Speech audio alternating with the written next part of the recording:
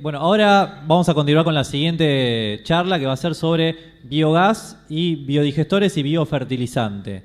Lo quiero invitar al ingeniero Francisco de la Vecchia a que pase a disertar y bueno, los dejo con Francisco.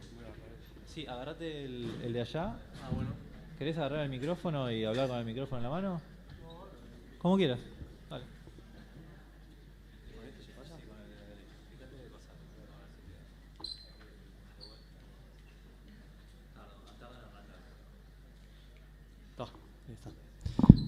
Bueno, buenas tardes. Soy el ingeniero Francisco de la Vecchia del Grupo IFES. Soy también con Guido, ayudante en la Cátedra de Química Analítica de la Facultad de Agronomía de la UBA. Y bueno, la idea está dividida en dos partes la charla. Una introductoria bastante teórica, un poco aburrida, pero la idea es tener los conceptos claros de la biodigestión anaeróbica, de lo que es la producción de biogás y lo que son los biodigestores, para después en la segunda etapa ver diferentes casos reales, tanto a nivel internacional como local, en Argentina, de la aplicación de los biodigestores, tanto a nivel domiciliario como a escala industrial, y ver, digamos, para qué caso se puede aplicar cada tecnología y de qué estamos hablando cuando hablamos de biogás y de biodigestores. Entonces, para ir arrancando, y esperen que esto pase. La metanogénesis o la biodigestión anaeróbica es un proceso natural que ocurre en la naturaleza. El gas de pantano o mismo, por ejemplo, algo más real y más cercano, los rellenos sanitarios, cuando uno va tirando basura y va creando estrato de basura y arma montañas de 7 metros, 8 metros, 20 metros, 50 metros de toneladas de basura enterrada, en los estratos inferiores empieza a faltar oxígeno, se produce anaerobiosis y ahí empiezan a actuar las bacterias metanogénicas que generan biogás. Lo mismo ocurre en los pantanos. Es un proceso entonces totalmente natural. Lo mismo ocurre en el rumen de las vacas, que es el primer estómago que tienen los rumiantes, las vacas, las ovejas. Ocurre lo mismo. Hay bacterias metanogénicas que degradan la materia orgánica y a partir de esa degradación se produce el biogás.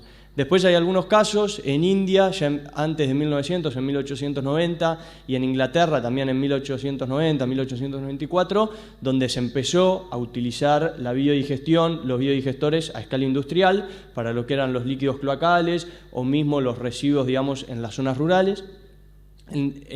Sobre todo en India y en China y en Vietnam, en todo lo que es China y el sudeste asiático, que tienen mucha población rural de subsistencia, de pequeños productores, donde tienen mucho problema con contaminación, digamos, tanto de los efluentes o técnicos de los animales como los efluentes de los baños. Se empezaron a utilizar los biodigestores pequeños de 10.000, 20.000, 30.000 litros que se utilizan para uso domiciliario, y en China hoy tienen más de 10.000 instalaciones hechas de biodigestor. Vietnam está muy avanzado en el tema, India lo mismo. Y por último tenemos el caso de Europa, no por último, pero después, digamos, en el otro extremo tenemos el caso de Europa, en donde la tecnología avanzó mucho. Hoy en día es el lugar donde más avanzada está la tecnología de la biodigestión y donde más biodigestores hay instalados a escala industrial para generar energía, tanto para entregar energía eléctrica a la red o para entregar energía térmica a una caldera industrial o a algún proceso industrial. Y la tecnología se conoce desde principios de siglos. Hay un experto alemán, un experto SIM, que se llama Stefan Wolsinski, que trabaja en el INTI, que estaba en Concepción del Uruguay y ahora está acá en el INTI Constituyentes, que él siempre muestra un gráfico de la cantidad de plantas de biogás que hubo en Alemania en el transcurso de la historia, y desde 1912 que hay registro de plantas y había tal vez 20 plantas. Después de la Segunda Guerra Mundial, en los años 50 o antes, un poquito antes, que en Alemania faltó petróleo, faltó combustible, hubo un pico y llegaron a tener casi 100, 200 plantas de biogás funcionando. Y por último, y después bajó, y él lo que siempre cuenta es que en la época, después de la crisis del petróleo, en los 70, 80, que se le empezó a dar importancia a las energías renovables, en Alemania no explotaba, o sea, estaba la tecnología, estaban las industrias, estaban los centros de investigación, pero no se creaba la industria del biogás. Y en los años 90 no había biodigestores y había 300, 400 plantas de biogás instaladas en toda Alemania, y en los años fines de los 90 Alemania creó un centro que nucleó a la investigación, a las industrias, a las cooperativas o a los productores que podían implementar la tecnología, y a partir de ahí, con algunas ayudas, digamos, de directivas que sancionó la Unión Europea, que ahora después vamos a ver en la segunda parte, Alemania pasó en el 2005 de tener 500.000 plantas a tener hoy más de 8.000 plantas de biogás instaladas en todo el país, que entregan energía a la red. Entonces eso fue, más que nada, o sea, la tecnología se conocía hace un montón de años, pero digamos, se necesitó, digamos, el aporte de todos los actores para poder implementarla. Y después, bueno, hoy en día, como dice abajo, tanto Alemania, Italia, Tailandia, Francia, Inglaterra, son países, digamos, donde se genera tecnología para plantas de biogás. Para ir al proceso, digamos, la biodigestión ocurre a partir de o sea, se puede producir biogás a partir de cualquier materia orgánica. Uno puede partir a partir de fluentes de animales, a partir de residuos orgánicos de la basura, a partir de residuos orgánicos de agroindustrias, a partir de subproductos. Por ejemplo, antes que hablaban del biodiesel, uno de los productos que se utiliza en las plantas de biogás en Europa como codigestor, o sea, como un sustrato para incrementar la eficiencia, es el glicerol, la glicerina. O sea, el subproducto de la industria del biodiesel se utiliza como otro sustrato más, como una materia orgánica que las bacterias pueden utilizar para generar biogás. Uno forma la mezcla que va a utilizar y después uno tiene el reactor, un biodigestor, que tiene que cumplir, digamos, con garantizar estanqueidad y la condición de anaerobiosis para que las bacterias metanogénicas puedan trabajar y generar biogás. Entonces, adentro del biodigestor, adentro del reactor, o mismo, como les decía, en un relleno sanitario, en un ambiente donde hay materia orgánica y no hay oxígeno, lo primero que va a suceder es una hidrólisis de la materia orgánica, se liberan las moléculas al medio, después actúan la primer familia de bacterias, que son las fermentativas aeróbicas, o sea, facultativas, que pueden trabajar en ausencia o presencia de oxígeno, y a partir de estas moléculas van a generar ácidos orgánicos, que el principal ácido que a nosotros nos va a interesar va a ser el ácido acético, que este ácido, o sea, estas bacterias es la primer población que actúa en el biodigestor, en un reactor, y después a partir de estos productos que generan la primera población de bacterias, las metanogénicas, que son otra población, son las que van a generar finalmente el metano y el dióxido de carbono, que son los que a nosotros nos interesan para combustionar. El último gas que se va a formar en muy poca cantidad, pero que es muy importante porque es muy corrosivo y puede ser tóxico, es el sulfídrico, que la concentración es muy baja, se mide en ppm, tanto el metano como el dióxido de carbono se mide en porcentaje. El biogás normalmente va a tener un 50-60% de metano y un 30-40% de dióxido de carbono. Por último, tenemos en mínimas proporción ppm de hidróxido sulfídrico, que es muy corrosivo, entonces sí o sí siempre hay que sacarlo, tanto si se usa a nivel domiciliario o industrial, siempre hay que sacar el sulfídrico del biogás, y para eso hay diferentes técnicas. No alcanza el curso para verlo, pero se pueden usar filtros de viruta de hierro oxidadas, filtros biológicos, que vamos a ver una planta que hay en Argentina que utiliza filtros biológicos. Se pueden utilizar scrubber de hidróxido de sodio o de otros productos, que son torres donde se hace circular el gas, a contracorriente se inyecta una solución que hace precipitar el sulfídrico, pero entonces lo importante es que hay que sacarlo. Y de esa forma, digamos, a partir de esta fermentación de la actividad de estas dos poblaciones de bacterias, es que nosotros vamos a obtener el biogás, que es uno de los productos que nos interesa con un biodigestor. Y por otro lado, el producto que generan estas bacterias es el digestato, el digerido, que va a salir del biodigestor, que es un lodo de mezcla que tiene un 5, 6, 7, 8% de materia seca, que tiene muy buenas propiedades como biofertilizante, como enmienda orgánica. Entonces nosotros de los biodigestores vamos a tener dos productos, el biogás y el biofertilizante. La idea de entender lo de estas dos poblaciones que actúan adentro del biodigestor es muy importante, pues tienen diferentes características que van a influenciar en la actividad del biodigestor y en cómo uno tiene que trabajarlo. Por un lado, las acetogénicas, que son las que trabajan en la primera etapa, son facultativas, pueden trabajar en ausencia o presencia de oxígeno, no son sensibles a los cambios de temperatura, pueden trabajar en diferentes rangos de temperatura sin problemas, no son sensibles a los cambios de pH, trabajan desde rangos de pH de 7, 7,5 hasta pH de 3, 4, la actividad de las acetogénicas sigue funcionando. Y lo otro muy importante, a diferencia de las metanogénicas, es que tienen una tasa de reproducción muy alta. Entonces, si uno, por ejemplo, como yo les decía antes, le agrega un biodigestor glicerina, que es, no se tiene que hidrolizar, la molécula, el glicerol ya está disponible para que las acetogénicas lo capten y liberen ácido acético al medio. las acetogénicas van a crecer muy rápido, van a liberar mucho ácido acético al medio, el pH va a bajar a valores de 5 o 6, se va a inhibir la actividad de las metanogénicas y entonces el digestor se va a morir y no se va a poder producir biogás. Eso sucede porque las metanogénicas son anaeróbicas estrictas, con presencia de oxígeno no pueden trabajar, son sensibles a los cambios de temperatura. Si bien los biodigestores pueden trabajar en rangos psicrofílicos menores a 20 grados, rangos mesofílicos de 30, 35, 40 grados o termofílicos de 50, 60 grados, el tipo de bacterias, si bien todas son metanogénicas, son diferentes poblaciones de metanogénicas que trabajan en esos rangos, entonces un biodigestor no puede tener amplitud térmica, no puede trabajar a la noche a 20 grados y de día a 35 y al día siguiente a 60. Tiene que mantener siempre cierto rango de temperatura. Y después lo otro importante es que tienen una tasa de reproducción muy lenta. Entonces, si las metanogénicas son las que van a comer el producto que generan las acetogénicas, si uno no logra equilibrar el crecimiento de estas dos poblaciones de bacterias, el digestor se va a acidificar, va a bajar el pH a valores de 6, 5, las metanogénicas no van a trabajar más, entonces el pH va a seguir bajando a valores de 3, 4, se va a inhibir también la actividad de las acetogénicas y el digestor se va a morir. Entonces es necesario equilibrar la alimentación de los biodigestores para equilibrar el crecimiento de las dos poblaciones de bacterias. En función de esto, de los requerimientos que tienen las metanogénicas para crecer, es que hay ciertos parámetros físico-químicos que nosotros tenemos que respetar adentro de un biodigestor para optimizar el funcionamiento. Entonces, primero, el tipo de sustrato. Adentro de un biodigestor, como yo les dije, se puede usar cualquier sustrato. El tema es que uno tiene que adecuar la dieta para que cumpla con ciertos requisitos que permita el crecimiento normal de las bacterias. Entonces, uno de los parámetros principales es la relación carbono-nitrógeno, como dice ahí abajo, que tiene que estar en rangos de 20 a 1, 30 a 1. De esa forma se garantiza el crecimiento de las bacterias. Entonces, uno no puede trabajar con un biodigestor solo con paja de trigo que va a tener una relación carbono-nitrógeno de 50 o 60.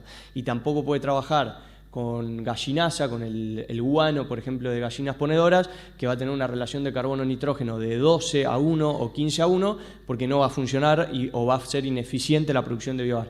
Entonces uno, en función de qué sustratos tiene, va a tener que ver cómo hace la mezcla y cómo prepara la dieta del biodigestor para tener un equilibrio, una relación de carbono-nitrógeno óptima para poder alimentar el biodigestor. El otro parámetro, que va a depender del tipo de sustrato, es el contenido de materia seca que tiene la mezcla. Normalmente los biodigestores trabajan con un rango de materia seca que va desde el 2% hasta 15, 16% de materia seca. Entonces, en función de qué sustratos tengo, voy a tener que ver cómo lo mezclo con agua o con otro residuo para tener esos rangos de materia seca, que ahora vamos a ver, va a depender, el rango óptimo de materia seca va a depender del tipo de sustrato y del tipo de tecnología que uno vaya a utilizar. En la medida que uno utilice una tecnología más eficiente, sobre todo en lo que es el sistema de agitación, uno va a poder utilizar 15, 12% de materia seca en la mezcla, y en la medida en que uno sea ineficiente el sistema de agitación del digestor, se va a tener que trabajar con rangos de materia seca de 2, 3, 4, 5%. Por último, yo ya les dije, el pH, el control del pH, un biodigestor funciona con rango de pH de 6,5 a 7,5. Por rangos inferiores, el problema que va a haber en un biodigestor siempre no es que el pH suba arriba de 7,5, sino el problema es que las acetogénicas trabajen muy rápido, no dejen crecer a las metanogénicas, y entonces que el pH baje abajo de 6, se inhiba la actividad metanogénica y se acidifique el medio. Entonces lo que hay que lograr es adecuar al biodigestor a trabajar con diferentes dietas para evitar la acidificación. Y después lo otro importante es la temperatura. Uno puede trabajar en diferentes rangos, como dice ahí, como yo les decía antes, pero el digestor no puede tener amplitud térmica. Si se decide trabajar a 20 grados, hay que trabajar a 20 grados, o a 15, pero en un rango de 15-20, si se decide en rango mesofílico, mesofílicamente, o termofílicamente.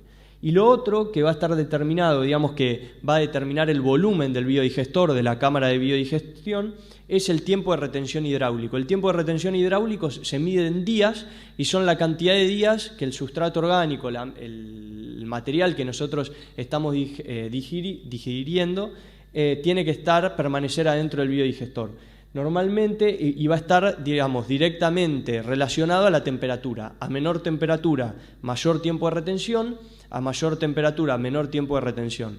Normalmente, en temperaturas cicrofílicas se habla de tiempos de retención de 60-80 días, en temperaturas mesofílicas se habla de tiempos de retención de entre 35 y 50 días, y en temperaturas termofílicas se habla de tiempos de retención entre 20 y 35 días. El tiempo de retención me va a afectar directamente el volumen del biodigestor. Entonces, en la medida en que uno tenga poco espacio o maneje mucho efluente, va a tener que reducir el volumen del biodigestor, entonces va a tener que usar mayor temperatura, y en la medida en que uno tenga espacio, maneje poco efluente por día o no sea una limitante del espacio, va a poder utilizar una baja temperatura en el biodigestor y un gran volumen en la cámara, en el reactor. Y después lo otro importante es el grado de mezclado, que era lo que yo les decía, que va digamos, en función de qué sistema de agitación se utilice, voy a poder utilizar más o menos materia seca. Y por último, la presencia de inhibidores, que es importante, sobre todo no tanto si se trabaja con residuos agropecuarios, residuos de animales, pero sí es importante cuando se trabaja con residuos cloacales o residuos de fracción orgánica de la basura, que no viene diferenciado en origen y se clasifica en un lugar, y que ahí puede haber contaminación con pilas, con metales pesados, con diferentes contaminantes, que es importante tenerlo en cuenta porque inhibe la biodigestión, pero a su vez puede ser un problema. Puede que no inhiba la biodigestión, pero que sea un problema para después poder utilizar ese lodo digerido como biofertilizante en agricultura. Diferentes tipos de sustratos, que era lo que yo les decía antes. Se puede utilizar cualquier tipo, lo más común es utilizar efluentes ganaderos. El tema que tienen los efluentes ganaderos es que tienen muy poca energía disponible, entonces lo que se empezó a hacer en Europa es, como se pagan incentivos para la generación de energía eléctrica, se empezaron a utilizar cultivos energéticos, como se ve abajo, silaje de maíz, silaje de sorgo, silaje de remolacha azucarera, para agregarle energía a la mezcla que se está utilizando y entonces aumentar la producción de biogás. También se puede utilizar residuos de frigorífico, por ejemplo el despanse de los bovinos, o residuos de intestinos de frigoríficos porcinos, frigoríficos bovinos. El glicerol, que es eso que se ve ahí a la derecha o a la izquierda, naranja, que es subproducto de la industria del biodiesel, que es un codigestor que se usa, por ejemplo, en Italia, en Alemania, se utiliza mucho en las plantas para utilizarlo como buffer, en el caso en donde baja la producción de biogás porque hay menos materia prima disponible o porque no se puede comprar silaje de maíz. Tal vez 1 tonelada de glicerol equivale a utilizar 15 o 20 toneladas de silaje de maíz. Entonces, un productor o una empresa que no tiene disponible superficie agropecuaria puede tener una planta de biogás funcionando 100% con fracción orgánica de los residuos sólidos urbanos y, a su vez, codigestionar con glicerol y aumentar mucho la producción por metro cúbico de biodigestor. Después vamos a ver algunos casos. Y después, por último, bueno, líquidos cloacales, fracción orgánica de la basura, cualquier material orgánico que no esté contaminado. Y en cuanto a los productos, digamos, beneficios y productos de la biodigestión, como yo les decía, uno va a obtener biogás por un lado. Uno, cuando piensa en un biodigestor, no puede pensar solo en energía. Un biodigestor sirve para producir energía y produce un lodo que o hay que tratarlo en un tratamiento aeróbico para después poder volcar ese efluente en un río, en un canal, en en un arroyo, o hay que darle un uso agronómico y utilizarlo racionalmente, agronómicamente, para fertilizar los campos. Entonces, la ventaja, digamos, que tiene la biodigestión es que revaloriza pasivos ambientales y vincula actividades intensivas o agroindustriales, como puede ser un criadero de cerdos intensivos, un feedlot, una granja de gallinas de huevos ponedores intensiva, un frigorífico, una agroindustria como la industria del biodiesel. Vincula esta agroindustria o estas producciones intensivas con la agricultura intensiva y permite, digamos, utilizar nutrientes, digamos, que actualmente Argentina exporta nutrientes y tenemos que importar nutrientes, o sea, porque el nitrógeno, el fosfato monoamónico se obtiene a partir de la industria del petróleo. Entonces nosotros permanentemente le estamos devolviendo nutrientes al suelo con los fertilizantes sintéticos. De esta forma es una forma de devolverle nutrientes que le sacamos a los suelos de una forma, digamos, sustentable.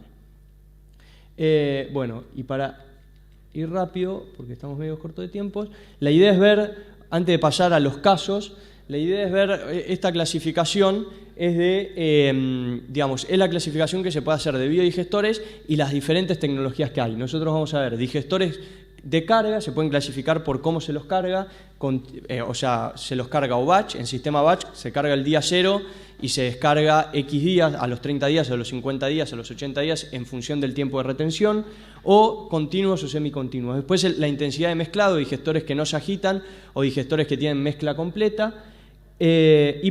Después manejo del sustrato, que es un tipo de digestores particular que se utiliza en la industria o agroindustria para lo que es el tratamiento de líquidos orgánicos, para hacer el pretratamiento para después seguir un tratamiento convencional aeróbico. Y por último, por manejo bioquímico, que tenemos lo de una etapa. Todos los digestores que yo les dije acá que vamos a ver primero son de una etapa donde la acetogénesis y la metanogénesis ocurren en el mismo reactor, y podemos tener plantas de biogás de 2 etapas, donde la cetogénesis ocurre en un reactor y la metanogénesis ocurre en otro.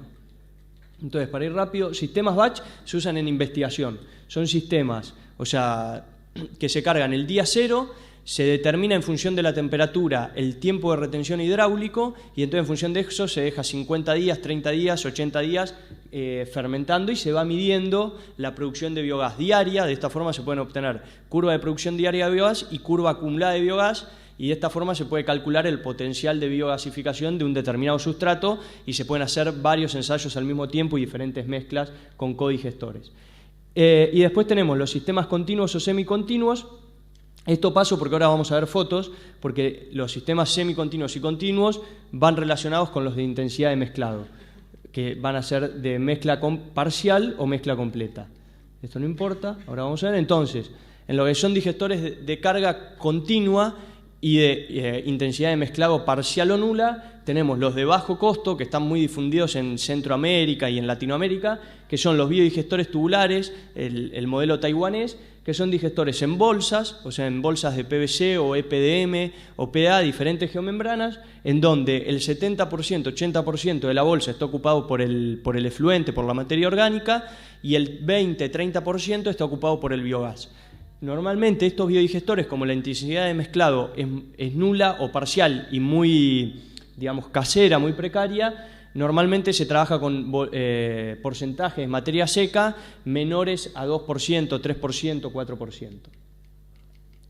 Después tenemos en la misma sintonía, digamos, de digestores de bajos recursos, pero que se difundieron. Este es el modelo chino, que se difundió mucho en India, en China y en África, que es similar al anterior, pero en vez de estar construido con geomembrana, está construido con mampostería.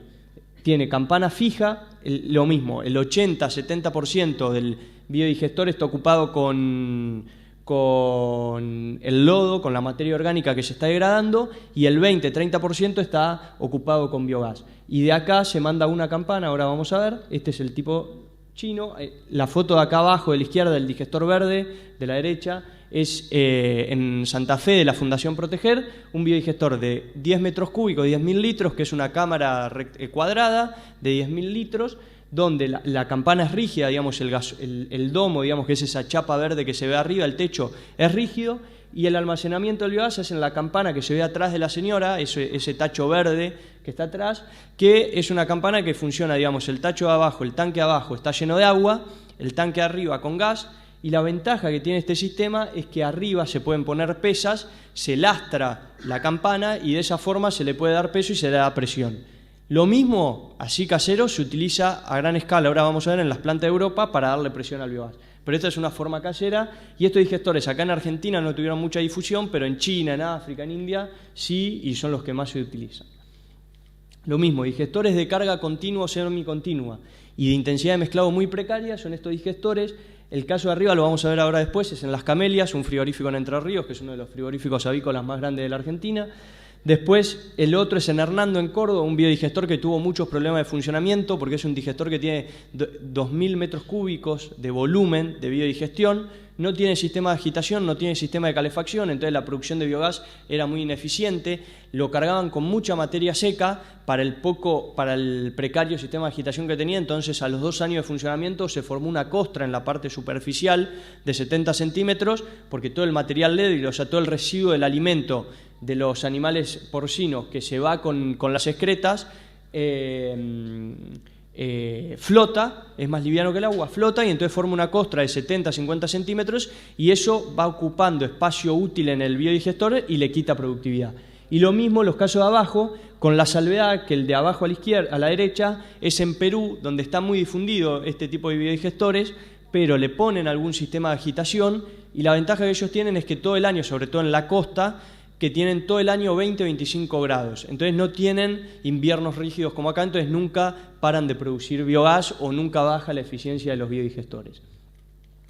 Después, bueno, tenemos el caso que está muy difundido en Tailandia, que ahora después lo vamos a ver. Son digestores también similares a los anteriores, pero acá son digestores que están calefaccionados, tienen sistema de agitación y si bien el gasómero es una geomembrana, el reactor está hecho de hormigón, entonces tiene mayor estructura y mayor durabilidad. Y por último tenemos el caso europeo, que son los biodigestores más avanzados, que era lo que yo les decía, los domos, esos domos que se ven ahí arriba en los biodigestores, sobre todo en los alemanes, que es las 2 fotos de abajo, es una típica planta de Alemania que funcionan 70% con silaje de maíz y 30% o 20% con efluentes zootécnicos.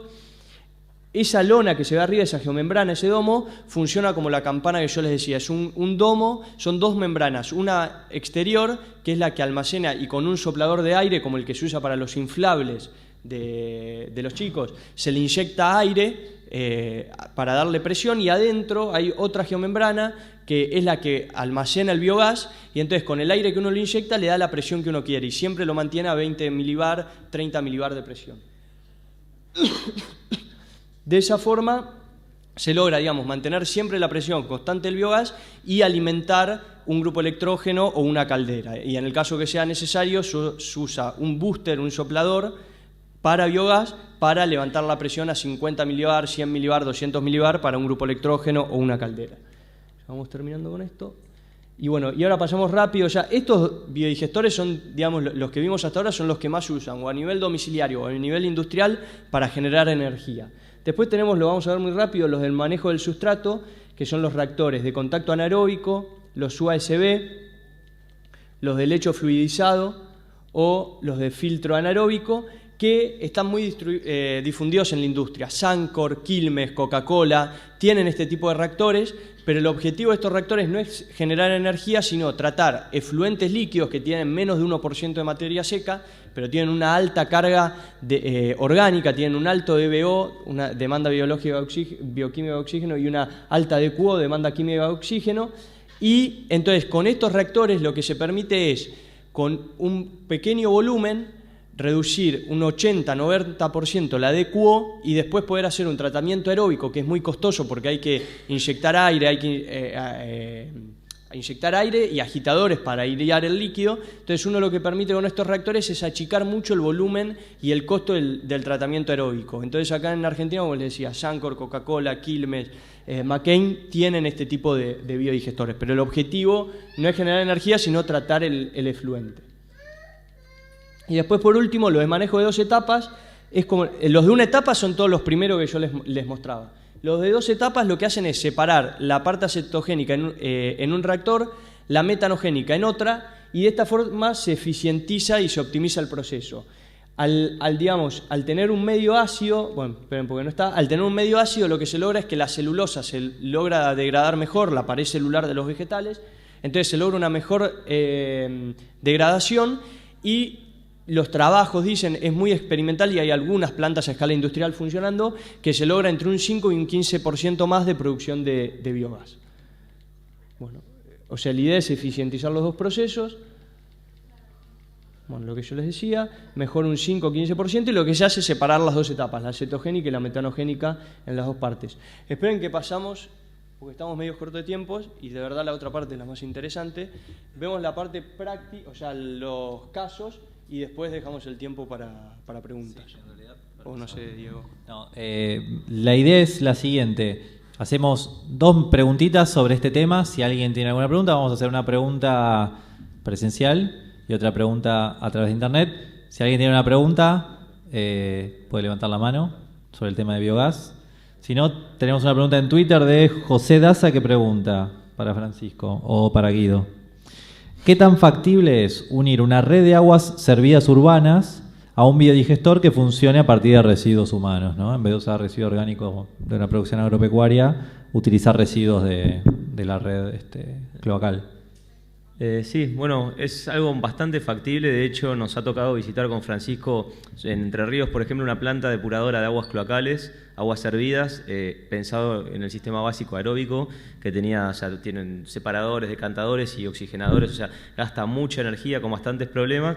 Y por suerte también tuvimos la posibilidad de ir en Nicaragua y unos sistemas, ellos están haciendo mucho control en la parte ambiental en los países centroamericanos, porque hacen mucho, tienen muchas reglamentaciones y cuidado del medio ambiente. Y por ejemplo, allá están, como crecen los barrios y después se hace el sistema cloacal, están empezando a hacer primero los sistemas cloacales donde las zonas urbanas están empezando a crecer. Y por ejemplo, hay unos digestores que se llaman RAFA, que es una mezcla entre estos que mostraba Francisco, USB y los otros tipos de biodigestores. Es como una fusión entre los dos que sirven, funcionan de hecho para con las aguas servidas, generan energía y tienen un costo prácticamente ínfimo, porque no solamente no estás gastando energía en los motores que mandás oxígeno, sino que encima posterior al biodigestor tienen unos sistemas de bioremediación donde el líquido termina siendo tratado por un sistema de camalotes, algas flotantes y de plantas que terminan de reducir la carga orgánica para volcarla en el curso. O sea, es bastante posible utilizar estos sistemas. En este caso vimos 2 plantas para 15.000 personas exactamente iguales, una con el principio de biodigestión, otra con principio aeróbico, y la realidad es que tienen un costo mucho menor, que son una de las alternativas de los biodigestores. Sí, después, bueno, si hay una pregunta acá y seguimos cuando vuelva a la... ¿Alguna pregunta de acá?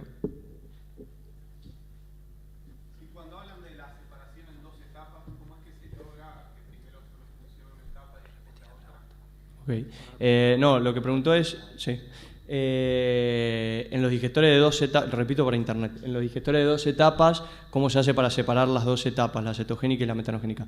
Yo lo pasé muy rápido, pero lo que se hace es regular el pH de la primera etapa en pH de 4,5, 5,5, que en ese rango de pH las acetogénicas crecen, pero las metanogénicas no. Lo que se logra con ese rango de pH es que las acetogénicas degradan mejor la pared celular de los vegetales, entonces logras una mejor degradación de la celulosa, y después pasás al segundo reactor, o sea, ese lodo que lo regulás el pH en ese rango, lo mandás al segundo reactor, que es el metanogénico, donde el pH lo regulás en 7. Entonces las metanogénicas van a utilizar esos sustratos para producir metano y de esa forma separás las dos etapas.